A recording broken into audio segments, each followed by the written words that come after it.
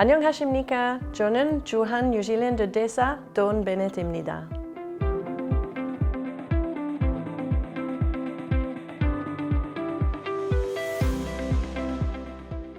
New Zealand has achieved some significant milestones in the representation of women in Parliament, going right back to 1893, when we became the first self-governing country to grant women the vote.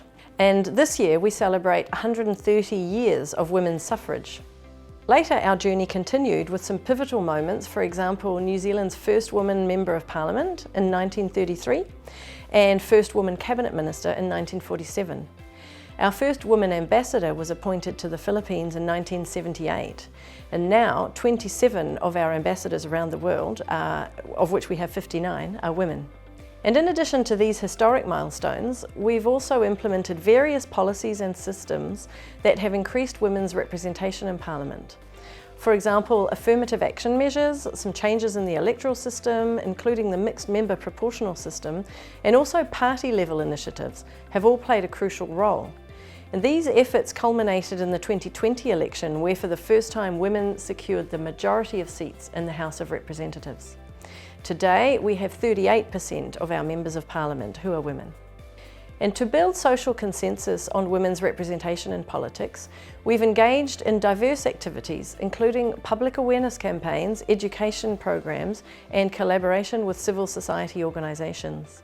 These initiatives underscore the importance of women's political participation in creating a more inclusive and representative democracy. And these kind of perspectives or diversity in decision making contributes to addressing a broad range of societal issues. We celebrate all these achievements, but we also recognise that there are challenges that remain.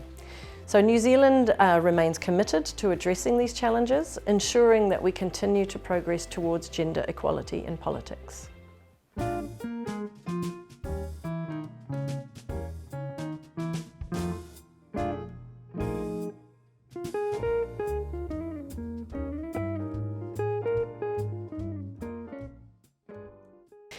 New Zealand now has 38% of women amongst our ministers, and New Zealand's policies have been shaped significantly by the influence of women in political power over some time.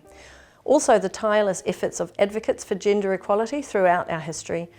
The women's liberation movement, for example, in the 60s and 70s, played a pivotal role in demanding equal opportunities in education, employment, pay, childcare, contraception, and safe abortion services.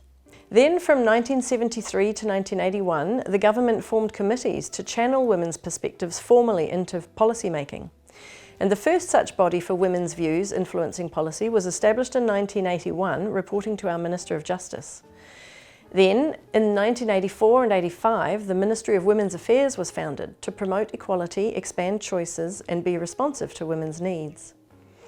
In the 1990s, the focus then expanded to enhance women's participation in governance across sectors. Initiatives like the Women's Appointment File, for example, aimed to nominate women for public sector boards. And during the 2000s, while the Ministry of Women's Affairs continued to provide policy advice that positively impacted women, families and communities, gender issues also became mainstreamed as a cross-cutting issue that had to be considered in all policy advice going to ministers. The ministry was renamed then the Ministry for Women in 2014.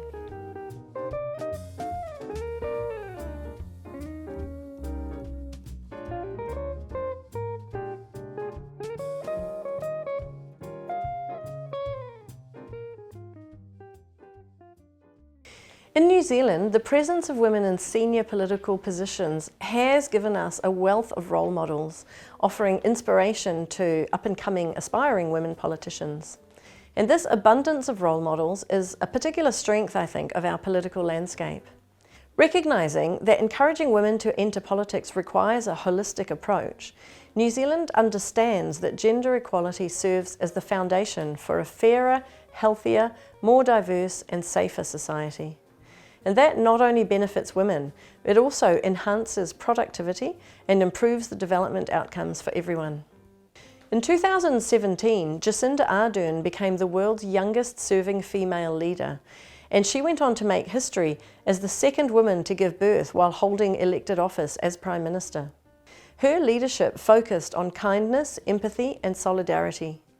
Then in March 2019, while she was Prime Minister, New Zealand suffered the worst terror attack in its history, when a white supremacist gunned down worshippers at 2 mosques in Christchurch, killing 51 people. The words, "they are us," formed the centre of Prime Minister Ardern's speech, embracing the immigrant and refugee communities that were targeted in the attack. Images of Prime Minister Ardern dressed in a hijab, hugging a victim's family at one of the mosques, were broadcast across the globe. During the COVID-19 pandemic, her public messages then focused on kindness, empathy and solidarity, and that galvanised the country during a difficult time. To support and encourage women politicians, New Zealand has also implemented a number of legislative and policy measures aimed at promoting gender equality. Those encompass pay transparency regulations, parental leave policies, and efforts to address workplace discrimination. The education system is actively encouraged to be gender inclusive. Also, NGOs, community organisations and government bodies play active roles in advocacy, running awareness campaigns and initiating programs to address gender-based violence and empower women. Ongoing public discourse also fosters discussions on gender equality issues, creating awareness and promoting dialogue on challenges and potential solutions. This holistic approach in New Zealand is reflected in the success that women have experienced in our politics, which demonstrates the effectiveness of our long-standing commitment to encouraging the participation of women in politics. There was a watershed moment in 2001 when I was young, when Dame Sylvia Cartwright was appointed Governor-General of New Zealand. And that meant that the top 5 political roles at that time were filled by women. There was Governor-General Cartwright, Prime Minister Helen Clark, Chief Justice Sian Elias, Attorney General Margaret Wilson, and Leader of the Opposition Jenny Shipley. And that was a great time.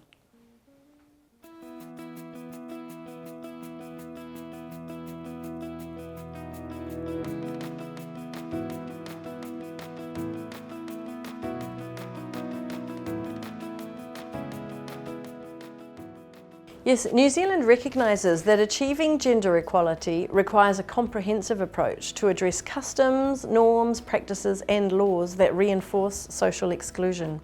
One particularly significant initiative that we've undertaken is the Women's Employment Action Plan. This is led by our Ministry for Women, which aims to enhance employment pathways for marginalised women in the labour market. This plan specifically targets Indigenous, Māori and Pacific women, also young and older women, disabled women, women who are former refugees and recent migrants, and also the LGBTQIA+ community.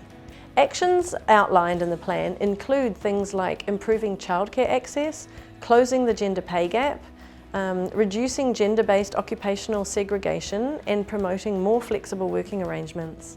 Now, the plan supports women to achieve financial security, foster an inclusive labour market and ensures that women are supported in meeting both their paid and unpaid work commitments without facing penalties.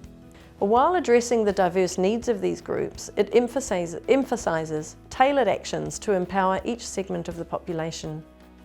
Then, in addition to national initiatives, New Zealand actively engages in UN negotiations on gender equality and women's rights. We also support Pacific voice and engagement in international forums such as the Commission on the Status of Women and the Commission on Population and Development. This involvement underscores New Zealand's commitment to global efforts aimed at advancing gender equality and promoting the rights of women. And just to finish, I'd like to quote one of my favourite Māori sayings, which is the Indigenous language of New Zealand, and that is, "He aha te mea nui o te ao, he tangata, he tangata, he tangata."